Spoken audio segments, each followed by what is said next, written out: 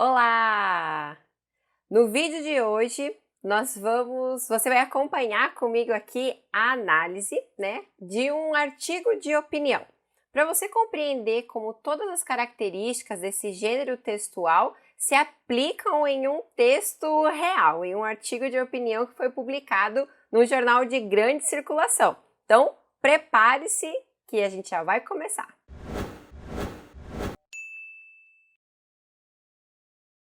Bom, o artigo de opinião, como eu falei no nosso último vídeo, é um gênero textual que tem sido frequentemente solicitado em algumas provas de vestibulares e até mesmo em concurso público.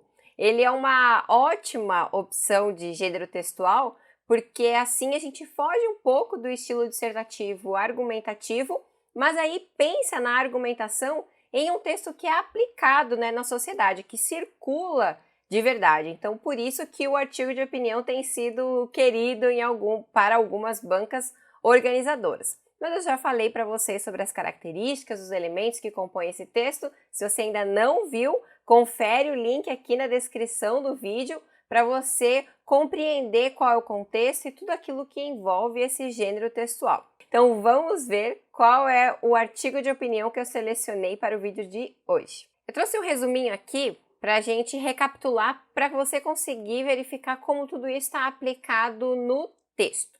Então, o artigo de opinião ele é um gênero que tem a finalidade de expressar o ponto de vista de um autor específico. O artigo de opinião, uma das principais características dele, por ser vinculado, por ser divulgado no ambiente jornalístico, é ter um nome, ter uma assinatura. Então, todas as ideias que estão expressas ali nesse texto têm um autor específico, é de responsabilidade dessa pessoa. E todas as opiniões que estão apresentadas ali, todas as reflexões, elas têm que estar pautadas em um argumento, em uma referência do cotidiano, uma referência preferencialmente que envolva um assunto atual. Afinal, é um texto que circula no ambiente jornalístico, mas é claro que pode ter argumentos de fatos históricos, argumentos de autoridade, não necessariamente algo atual apenas, ok? Então, qual que é o contexto de circulação desse texto? No jornal, nas revistas, o autor é alguém que coloca ali o nome, pode ser uma autoridade no assunto, pode ser alguém com respaldo técnico, para isso. O leitor normalmente é o leitor do jornal, da revista, ou às vezes a gente tem algum colunista para o que a gente é fã. Então, também pode ser um leitor especial daquele autor. O assunto normalmente é um assunto polêmico ou um assunto que seja relevante para a sociedade. O objetivo dele é convencer o leitor, até mesmo levá-lo a ficar engajado a assumir a opinião desse autor. E a linguagem desse texto, que é o que a gente vai observar bastante no texto que eu separei, no gênero, ela permite o uso da primeira pessoa, afinal, está se posicionando de forma independente. Outra característica bastante presente é o uso das adjetivações, também o uso de expressões informais, e aí vai depender do grau de formalidade do texto, do veículo de comunicação ou do público que se quer atingir, que se quer alcançar. Os recursos conectivos também são importantes para a marcação desse ponto de vista e até mesmo o uso de figuras de linguagem, ok? Qual que é a estrutura desse gênero? Título, ele é obrigatório. A introdução, nela o autor ele contextualiza e ele expõe o ponto de vista também. O desenvolvimento, em que ele apresenta as afirmações, a análise e argumentos para o convencimento do leitor. Então, olha só, não é só apresentar aqui um argumento e pronto, acabou. Ele apresenta uma análise, ele apresenta uma discussão e afirmações, Tem que ter uma sequência de afirmações bem contundentes e objetivas para marcar mesmo esse posicionamento. E a conclusão, que normalmente ela é uma análise final ou dá um direcionamento para o leitor, para a vida, para algo além do texto. Mas você pode se perguntar assim, nossa professora, mas hoje a gente vai ver um texto de um colunista de verdade, que está no jornal.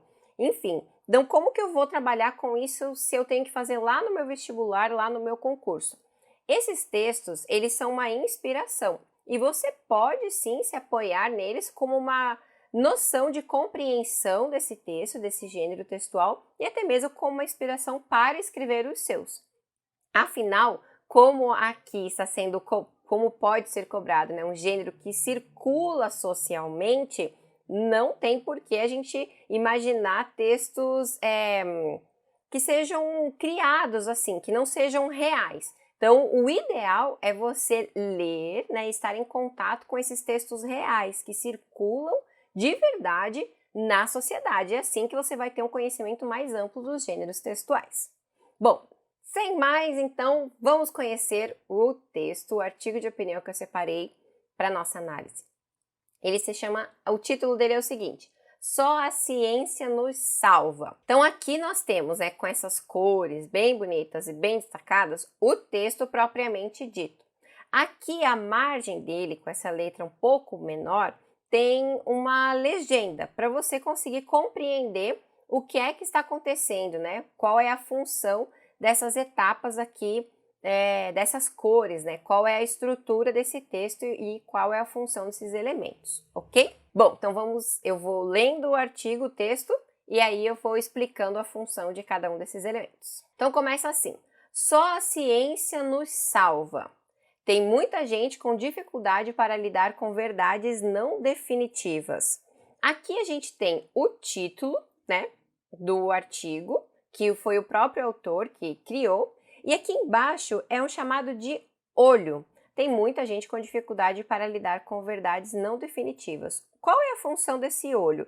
É apresentar um pequeno resumo das ideias do texto. Às vezes pode ser que o próprio autor crie esse olho, ou às vezes é a equipe de edição do jornal, como uma forma de simplificar, né, para o leitor, para ele entender qual é a ideia do texto. Logo abaixo, a gente tem a data em que foi publicado esse artigo, então ele é bem recente, né, do dia 23 de novembro de 2020. E aqui a gente tem o autor, o Jaime Pinsky. E, entre parênteses, eu selecionei, que está também na própria publicação, uma pequena biografia dele. Então, ele é historiador, doutor e livre docente da USP, professor titular da Unicamp e autor de mais de 20 livros. Por que é importante colocar isso? O Jaime Pinsky ou outro autor pode ser que não seja tão famoso, alguém popular, que apareça na mídia com frequência. Então, quando se apresenta esse breve currículo, mostra que é uma pessoa que tem autoridade no assunto. Qual é o tipo de autoridade que ela tem para poder ser um articulista de um jornal? Detalhe, esse artigo eu selecionei da Folha de São Paulo. Então, começando o texto. A pandemia de Covid-19, no meio de tanta coisa ruim, ao menos trouxe de volta a esperança na ciência. E isto não é pouco. Ao contrário das verdades absolutas, supostamente reveladas por uma entidade superior, a ciência assume que não detém o monopólio das certezas indiscutíveis. Aceita, modestamente, que suas verdades têm historicidade, ou seja, podem e devem ser modificadas com o tempo. Além disso, a ciência não é uma construção pessoal. Nenhum cientista faz algo sozinho.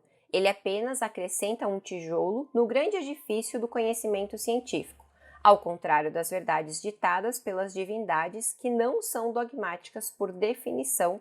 As ciências podem ser objeto de controvérsia.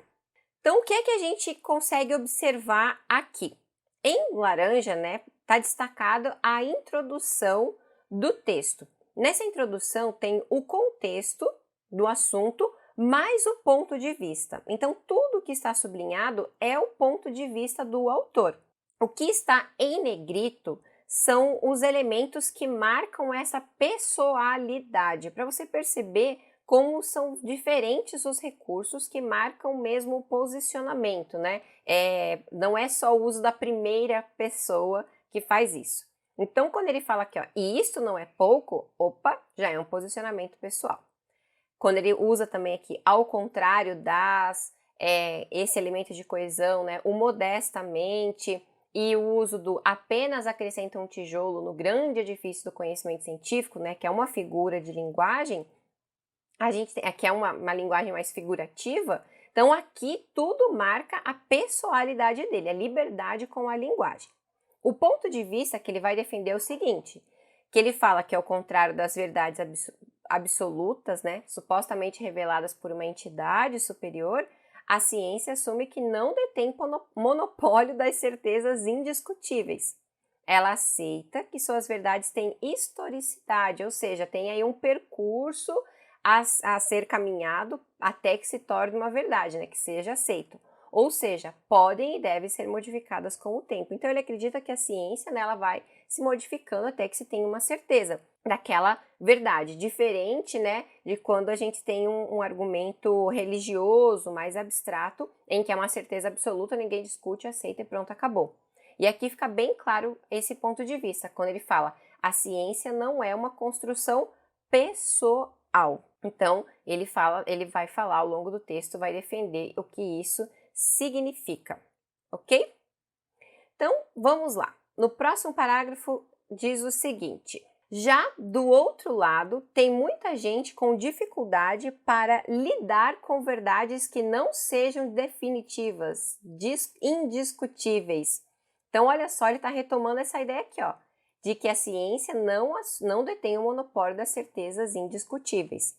Aí ele fala, tem muita gente com dificuldade para lidar com verdades que não sejam definitivas, indiscutíveis. Por que aqui eu coloquei sublinhado? Porque é a retomada da primeira ideia, né, do primeiro ponto de vista.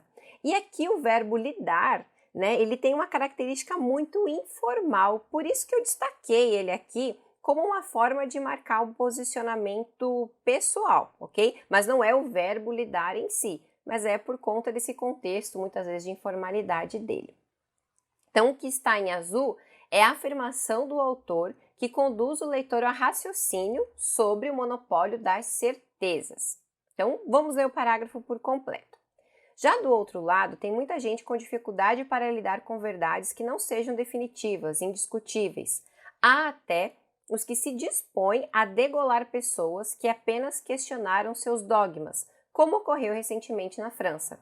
Não seria errado dizer que a natureza da verdade científica é democrática, socialmente construída, mutável, enquanto a verdade religiosa é autoritária, definitiva e imutável. Não deveria nos surpreender, portanto, que alguns quisessem que a ciência encontrasse uma resposta imediata para a pandemia, já que suas orações não resolviam. Queriam que a ciência virasse mesmo uma espécie de religião, que o cientista virasse um deus, que a água se transformasse não só em vinho, mas em um Borgonha ou em um Barolo dos melhores. Não há ciência capaz de realizar esse tipo de milagre. Vamos analisar aqui, tem bastante informação importante. Olha a construção desses parágrafos, que interessante. Então aqui a gente já sabe que ele está discutindo sobre o primeiro aspecto do ponto de vista, né? Sobre o monopólio das certezas, e aí ele vai contrapor com a religião. Na sequência ele apresenta um argumento, tudo aquilo que está em verde é um argumento. Nesse caso ele fala aqui que há pessoas, né?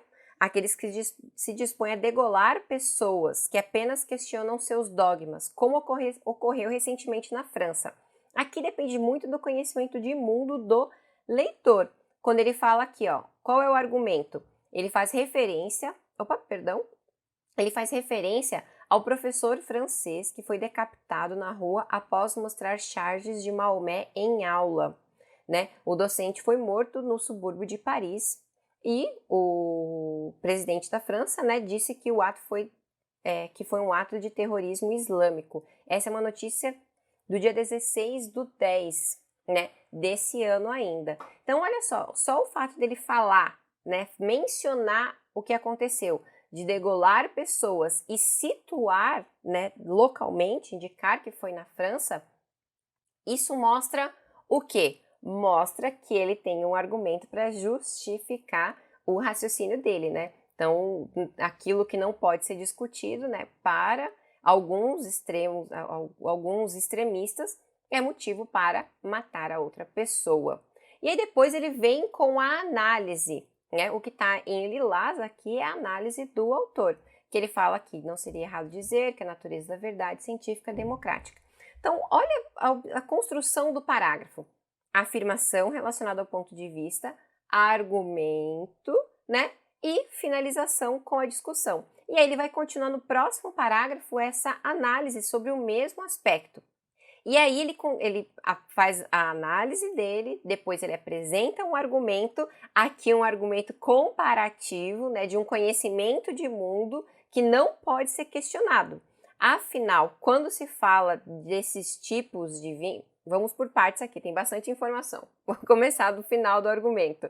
Então, quando ele fala do vinho Borgonha ou Barolo, né, faz parte do conhecimento de mundo, ninguém pode questionar o valor, né, o grau de qualidade dessas duas marcas de vinho, né, nessas duas regiões. Eu também nunca bebi esses vinhos, então foi uma pesquisa mesmo de conhecimento de mundo. Então aqui a gente não duvida da qualidade. Mas antes ele fala assim, por que ele cita os vinhos? Porque ele faz referência a um fato bíblico, né, a história de que Jesus, né, transformou água em vinho em uma festa, certo? E aí ele fala, mas ele faz esse milagre, mas não é qualquer milagre. E aí ele coloca um outro argumento, uma outra força, que é citar o nome desses dois vinhos. Então perceba aqui que a estratégia argumentativa dele navega, né, ela vai por várias áreas do conhecimento, desde a atualidade, né, o fato do professor ter sido assassinado, né, por terroristas, quanto, né, a informação bíblica, que é um conhecimento de mundo que ninguém questiona, certo? Não estou falando que isso é verdade, isso não é verdade, mas sim é uma história que faz parte, né, do conhecimento de mundo e traz um conhecimento bem atual, que é a questão dos vinhos. E aí ele finaliza também a análise dizendo, não, a ciência é capaz de realizar esse tipo de milagre. Aí aqui ele faz meio que um trocadilho, né? O trocadilho com o milagre de Jesus e a ideia de que a ciência não faz nada assim num estalar de dedos, não é um simples desejo. E aí essas reticências também é uma característica interessante para o artigo de opinião que marca a continuidade do raciocínio para o leitor completar. Percebeu como a construção do parágrafo, né, das ideias é muito próxima do texto dissertativo argumentativo? Pois é, porque o artigo de opinião possui características dissertativas e argumentativas. Então, o que vale aqui muito é a linguagem e a forma como você trata o argumento para a defesa do seu ponto de vista. Também com a liberdade argumentativa que o artigo de opinião traz. Apareceu aqui a primeira pessoa no pronome. Continuando. A primeira pessoa é uma das marcas mais eficientes, né, da defesa de um ponto de vista. Vale lembrar, mas já deu para perceber que ela não é a única, né, tanto que demorou bastante até para aparecer. Continuando, aí agora vai aparecer, depois dessa discussão, dessa argumentação, vai aparecer a análise, o ponto de vista dele, né, a afirmação de forma mais objetiva do que ele pensa. Então, olha só, ele apresentou uma afirmação, aí ele discute e agora ele vai meio que finalizar essa primeira etapa para discutir o segundo ponto de vista dele. Aí ele finaliza assim, né, essa primeira parte. A ciência caminha dialeticamente, com avanços e recuos, explora possibilidades, realiza experiências que quase dão certo, até que se encontre a solução para o problema. Então, ele finaliza aqui toda a discussão, ó, não faz esse milagre, mas a ciência ela tem uma metodologia, né? Metodologia dialética. Então, aqui ele traz um conceito filosófico, né? Um conceito de construção, de fazer ciência, de metodologia. Então, aqui ele marca, ó, não tem nada de milagre não, aqui é ciência, tem método para as coisas acontecerem. Então, aqui ele começa agora a análise do segundo aspecto, que diz assim, em ciência, ou seja, né, já que tem método, ele vai explicar como é esse método. Em ciência, tem valor tanto aquele que encontrou a resposta como os demais, que apenas tentaram achar o caminho certo. O que é que ele está se referindo aqui? A ideia de que a ciência não é uma construção pessoal. Então, olha só, aqui é a afirmação então do autor sobre a ciência não ser uma construção pessoal, que é a ideia inicial. E logo na sequência ele já põe um argumento. As vacinas que estão chegando à reta final não resultam unicamente de experiências felizes, mas também de numerosas tentativas que não vingaram, e todas foram necessárias. É assim que funciona a ciência. Percebeu aqui como ele foi bem objetivo, bem direto ao ponto, aquilo que ele quis defender? Então, olha só, o argumento aqui é muito sutil. Lembrando que estamos falando sobre a pandemia de Covid-19. Então, aqui, quando ele fala sobre as vacinas, ele está falando de quais vacinas? Lembra do argumento de conhecimento de mundo? Ele está se referindo aqui ao estudo da Coronavac no Brasil, que chega à fase final com um número mínimo de infectados. Uma notícia do dia 23/11. Um parênteses, essas referências aqui, quando a gente lê o jornal online, né, no caso a Folha de São Paulo, isso aqui essas são informações que constam nos hiperlinks. Sabe quando tá em azul, tá sublinhado, você coloca o mouse em cima e vai para uma outra página? Esses são os hiperlinks. Por isso que é legal, né? Por isso que é maravilhoso ler coisas online hoje, porque a gente consegue compreender melhor o argumento. Aí no seu texto, quando você for produzir, você não pode ser tão conciso assim, né? Se você colocar ali, por exemplo, as vacinas que estão chegando à reta final, como a da Coronavac, aí esse Coronavac já mostra, ó, não tem um hiperlink, mas eu tenho aqui a referência para o leitor, ok? Então, essa breve menção já é o argumento dele, depois vem a análise. Então, as vacinas que estão chegando à reta final não resultam unicamente de experiências felizes. Essa experiências felizes está em negrito porque marca o ponto de vista, né? Não é tão formal falar isso. Então, experiências felizes não é também a melhor maneira científica de se referir àquilo que deu certo, né? Que foi bem sucedido. E aí ele coloca uma afirmação que eu acho demais. Ele coloca assim: é assim que funciona a ciência. Não parece alguém com autoridade ou a mãe da gente quando fala assim, é assim que as coisas são e pronto. Quando a gente assume isso no texto, é porque o autor realmente sente que tem autoridade sobre isso e pode colocar essa afirmação. Então isso é uma característica bem legal, uma frase curta, cortante, direta. Isso é legal no artigo de opinião. Aí agora a gente está caminhando para o final do artigo e eu vou ler aqui para depois a gente fazer a análise. E é graças à ciência que brevemente poderemos sair à rua sem máscara.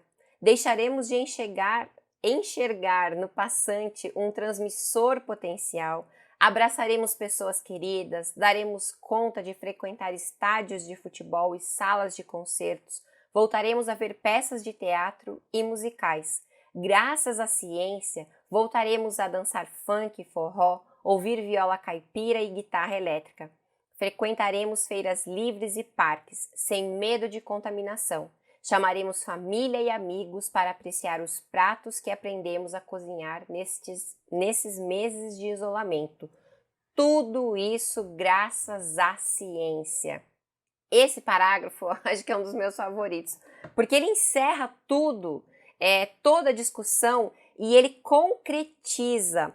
Essa sequência aqui de argumentos que ele apresenta, de exemplos, são exemplos reais, concretos, que provavelmente você se identificou aí com alguns deles, né? Seja com o seu desejo de realizar, ou que viveu isso, né? Que se sentiu angustiado por ficar isolado disso, né, de não poder fazer essas ações. Então aqui a estratégia argumentativa dele foi muito pessoal, né?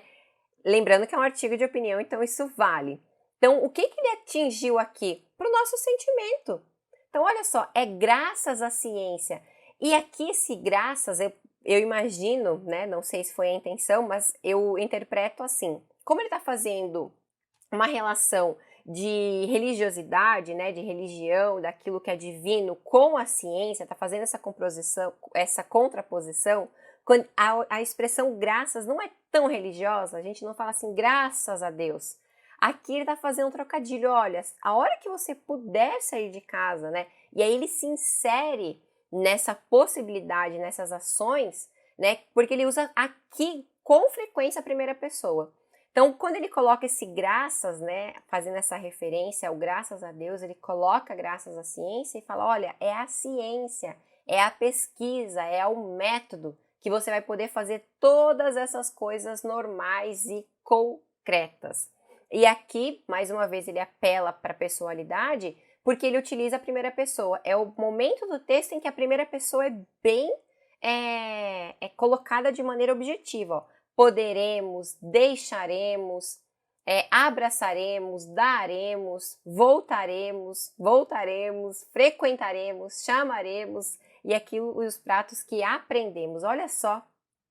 E também frases curtas, né, objetivas, e a repetição do graças à ciência, né, e colocar de novo no final, né, graças à ciência, parece até uma oração, né? Não sei se eu estou exagerando aqui, mas é nesse sentido, olha, de tudo aquilo que você gosta de diferentes áreas, né? Porque ele fala aqui de tipos musicais diferentes, de ações diferentes que todo mundo tem vontade de fazer novamente. Ele explica, ó, tudo isso que você quer fazer, tudo isso vai ser graças à ciência. Então aqui é o ponto alto, né, do artigo de opinião dele. E ele começa o parágrafo e termina com a afirmação do ponto de vista, claramente daquilo que ele quis defender no texto todo.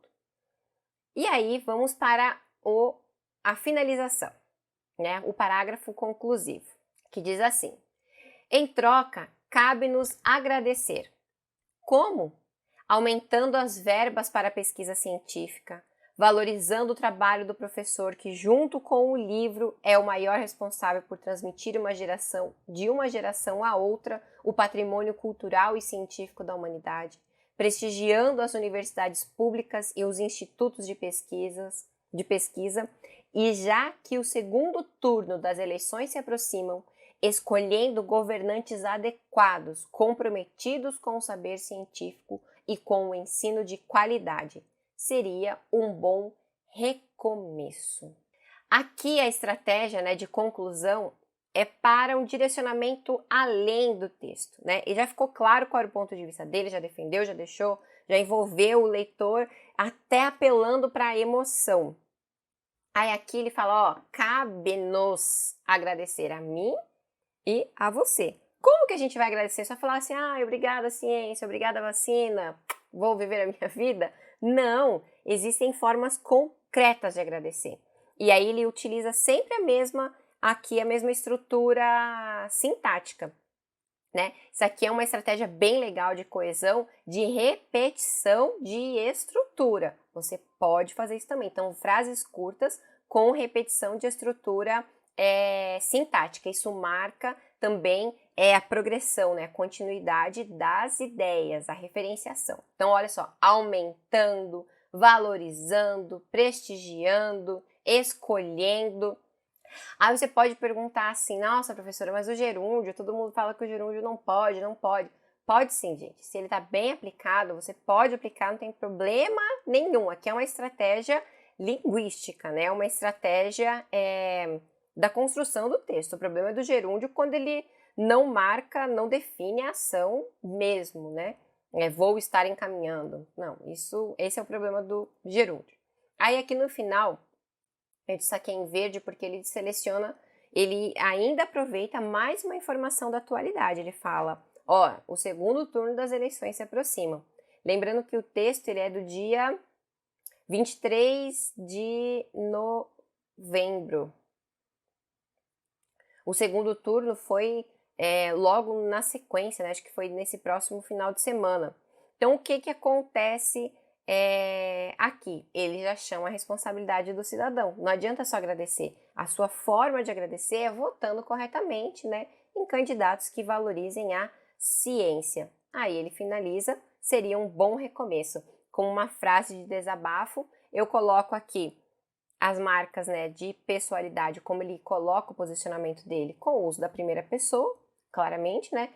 O uso de interrogações também é interessante porque marca uma conversa com o leitor, é uma estratégia bacana, seja para o início do texto, seja para o final do texto, e a afirmação final curta, objetiva e serena, né? Tipo, olha, ele cresceu toda a discussão e depois ele fala, olha, isso seria um bom recomeço. E aí é com uma ideia de continuar o raciocínio, né? Aquela frase de calma, de paz, vamos continuar assim.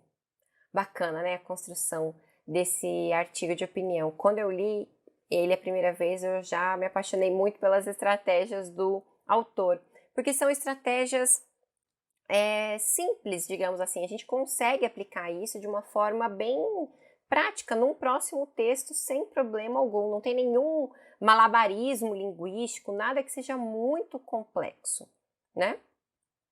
E aí eu destaquei aqui no final, para a gente finalizar essa análise, né, que está dentro da coluna Tendências e Debates, e algo que o próprio jornal destaca. Lembra que eu falei que o artigo de opinião é responsabilidade do autor? Então o jornal confirma isso, olha só. Ele fala assim: os artigos publicados com assinatura não traduzem a opinião do jornal. Sua publicação obedece ao propósito de estimular o debate dos problemas brasileiros e mundiais e de refletir as diversas tendências do pensamento contemporâneo. Então, aqui é uma opinião do Jaime Pinsky e não da Folha de São Paulo, embora tenha sido publicado na Folha. Deixei aqui o endereço, eu vou colocar o endereço no link na descrição do vídeo também, caso você queira acessar o texto original. E aí, te ajudei a compreender um pouco mais, né? Compreender bem, na verdade, como que se constrói um artigo de opinião. Mostrei para você aqui diferentes estratégias linguísticas de construção do parágrafo, de construção dos períodos, que podem te ajudar a ter aí um caminho para escrever os seus artigos de opinião. Agora, sem medo algum, porque você já sabe bem como faz esse gênero. E sugiro também que você leia artigos de opinião aí no seu cotidiano. Acesse jornais eletrônicos, revistas eletrônicas, né, se você não tiver acesso ao impresso, e leia esses textos. Eles são ótimos para também estimular o nosso raciocínio crítico e te ajudar na produção de outros textos ou até mesmo em conversas aí no seu cotidiano. Se eu te ajudei, se você gostou desse vídeo, me avisa deixando aqui o seu like e coloca nos comentários também dizendo o que você achou ou se ficou alguma dúvida. Espero você no próximo vídeo. Tchau!